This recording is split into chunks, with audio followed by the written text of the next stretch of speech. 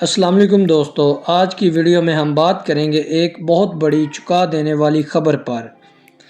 تیل کے جہاز اچانک کہاں غائب ہو گئے؟ کیا واقعی ہی ٹرمپ نے جھوٹ بولا؟ اور کیا ایرانی ہیکر نے اسرائیل میں کوئی بڑی کارروائی کر دی؟ اگر یہ سب سچ ہے تو یہ صرف ایک خبر نہیں بلکہ ایک بڑی عالمی سازش بھی ہو سکتی ہے۔ ویڈیو کو آخر تک ضرور دیکھیں کیونکہ آج ہم آپ کو وہ حقائق بتائیں گے جو شاید آپ نے پہلے کبھی نہیں سنے ہوں گے۔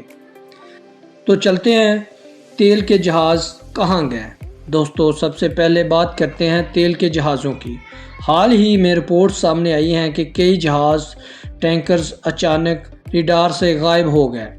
یہ جہاز مڈل ایسٹ کے اہم سمندری راستوں میں سفر کر رہے تھے۔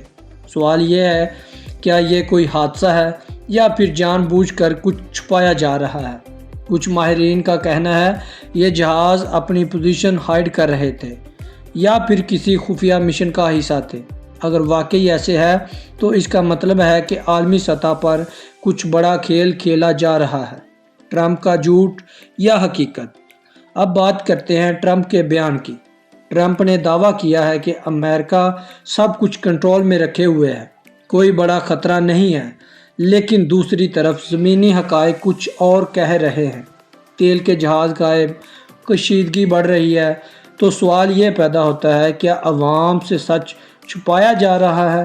بہت سے تجزیہ کار کے مطابق یہ پولیٹیشین سٹیٹمنٹ ہو سکتا ہے تاکہ پنس نہ پھیلے، لیکن اگر حقیقت اس کے برعکس ہے تو پھر ایک بڑا سوالیہ نشان ہے۔